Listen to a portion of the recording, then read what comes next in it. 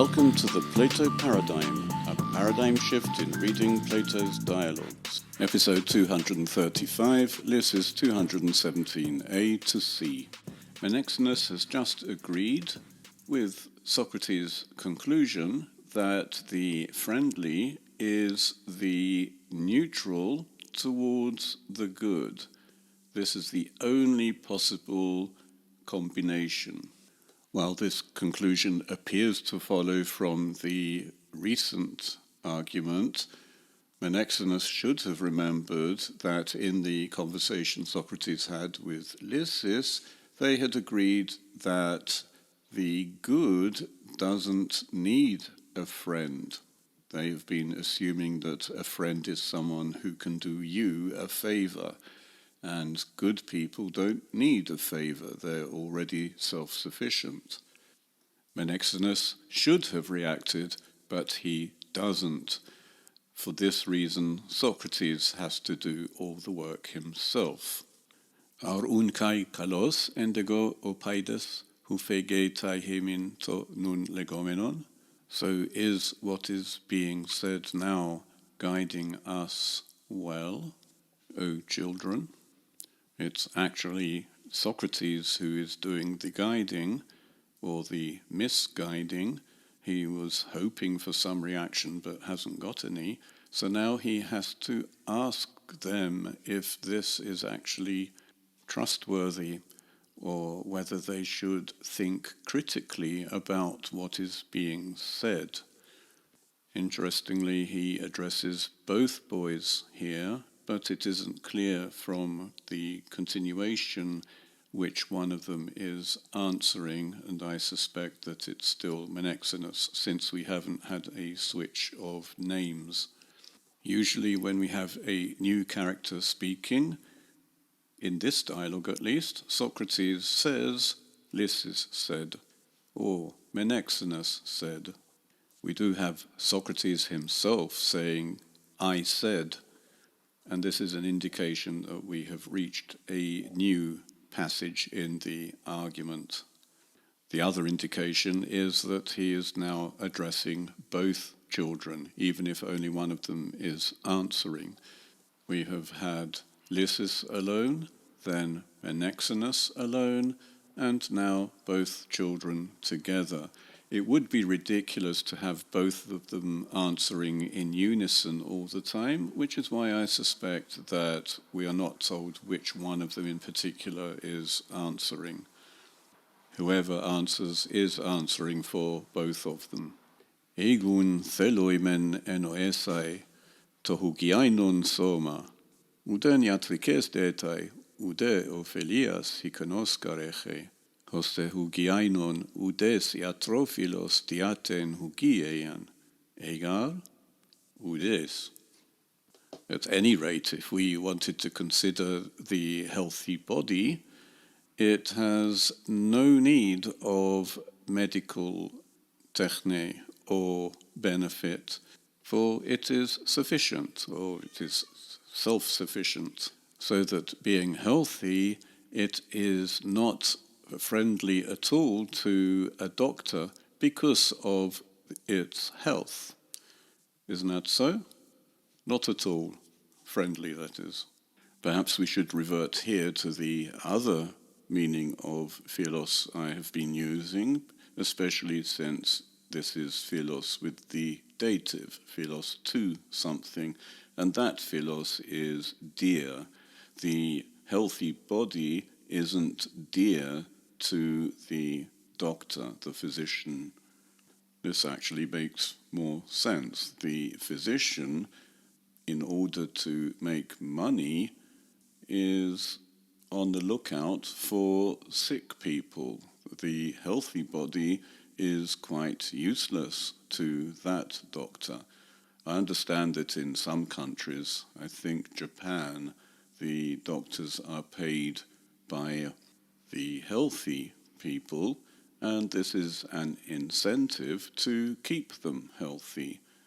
But from our area, doctors are paid to treat sick people, so there is really some incentive to keep people sick. Fortunately for us, most doctors seem to want to keep us healthy. This example is just a reiteration of the earlier agreement Socrates had with Lysis, that the good person is self-sufficient, and here the healthy body is self-sufficient in that it needs no help from a doctor, a physician. Having established that the healthy body is not dear to the doctor, Socrates carries on, al hokamnon oimai diaton noson, poskar u. But the sick person, I think, because of an illness, how not? In other words, yes, indeed, for how is it possible otherwise? Nosos mende kakon, iatrikede o phelimon kai agathon. Nay.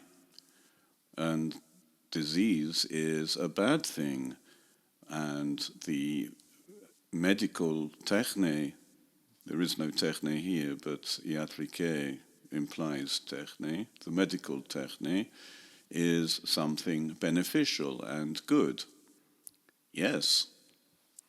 Soma dege pu katatosoma enai ute agathon ute kakon, hutos. But I think that the body, according to the body, in other words, the body qua body, is neither good nor bad. Quite so. Anankadzetai dege soma dia noson iatriken aspadisthai kai philen. Okay, moi. A body, because of disease, is forced to welcome and love medical techne. Socrates is careful to say that the body, which is neither good nor bad, is the thing which is required to love or be a friend or be dear to the medical techne, and not something bad. The body is neutral, and it's only because of disease that it is required. If the body were considered in itself bad, then by the previous argument that Socrates had with Menexenus, the body couldn't be a friend, because they have agreed that the bad cannot be a friend at all. To me te kako nara, me tagathon, philon gignetai tu agathu diakaku parousian. Eoiken. So the neither bad nor good becomes a friend of the good through the presence of bad. So it seems. Note that we've reverted to friend because philon now takes the genitive, friend of the good, and Socrates is making exactly the point I was making, great minds think alike, that the body has to be neither good nor bad. The body itself is not bad. It is neither good nor bad, but affected by the presence of a bad thing, the disease. We should not regard the friend of the good as a diseased body, because that would be a bad thing, and the bad cannot be a friend. If this isn't sophistic enough, it gets worse. Deilondege hoti prin genestai auto kakon hupotu kaku hu eche. It's clear that this happens, understood, before it, the body, becomes bad by the bad which it has. Socrates keeps addressing the problems the boys should have raised, and they haven't raised them. A body which has disease is a diseased body.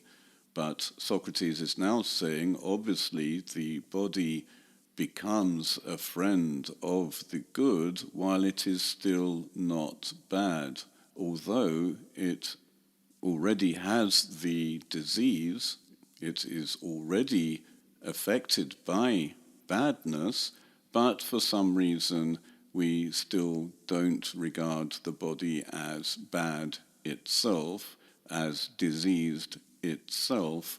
The disease is still separate from the body. This is sophistry. Socrates makes it clear that this is sophistry by allowing the possibility that the body does become bad.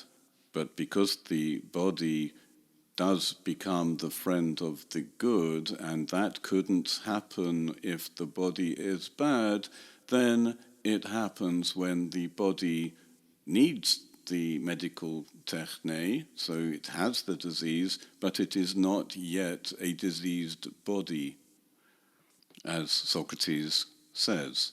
Ugar dege kakon gegonos eti antitu agathu epithumoi kai philon ee. For having become bad, it would still not desire the good or be a friend of the good. Adunaton gar ephemen kakon agatho philon enai. Adunaton gar, for we claimed that it was impossible for the bad to be a friend to the good. For it is impossible. Socrates is doing all the dialectical work for the boys. They seem to have forgotten that they had agreed that the bad cannot be a friend at all. And so here he is bringing it up, albeit in a terrible way. He's still saying that a bad body, a diseased body, is a friend of the medical techne because they have just agreed to that, and now he's trying to fit in, or he's pretending to try to fit this with the previous conclusion that the bad cannot be a friend. So despite the body requiring the medical techne only when it has a disease, and this would really mean that the body is diseased, which would mean that the body is bad because disease is bad, because they've also said that the bad cannot be a friend.